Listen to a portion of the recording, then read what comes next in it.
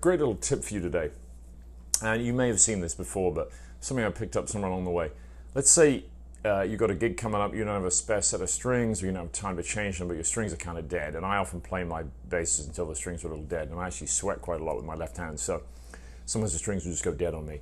And I'm lucky enough to have an endorsement with a great company with Labella, which is amazing, but sometimes, you know, just for the sake of time, or if I'm just doing something quickly online, I just want to brighten the strings up a little bit. And a great little tip is this, check it out. So I already did this on 3 of the strings on this bass, where I did this technique, and they're fairly bright. And these are older strings, check it out.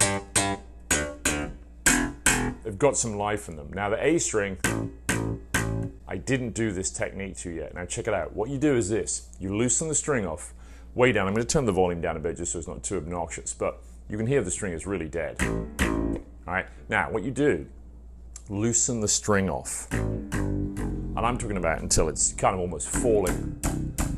Not quite falling off the neck, but it's super loose, all right? All right, and you can hear that. I'm just going to turn the volume down a bit on this.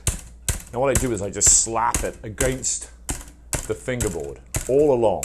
Make sure it's loose enough that although it's not flying out of the nut slot, it's still, you're able to get some snap back, so you can lift the string a couple of inches away from the fingerboard. See, I'm actually lifting it right off the board here.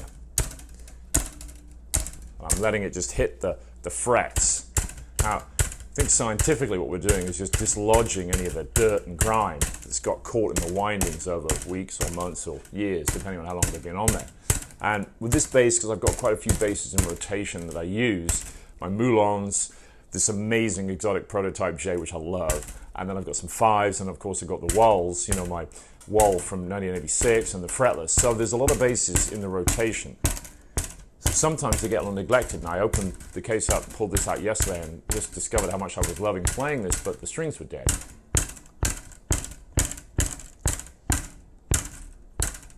So we've done that. Now I'm bringing it up to tension slowly, and I keep plucking.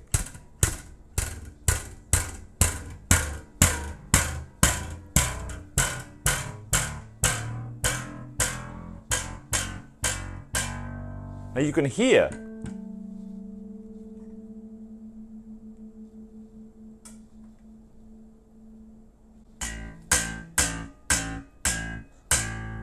compare that to the sound of the string before, and now again.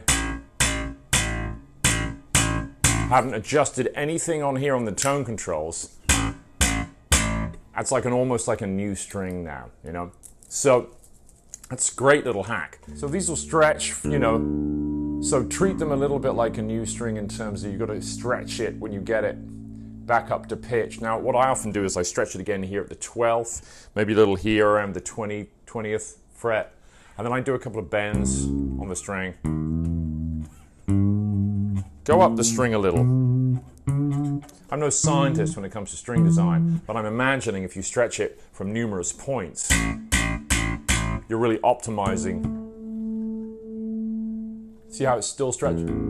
Pretty good. And now it sounds great.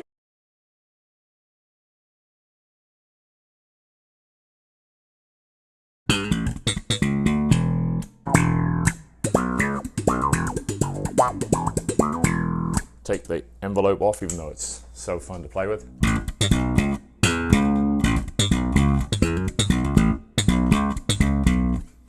Just a passive bass to this, by the way. Now, finger style, let's hear it too.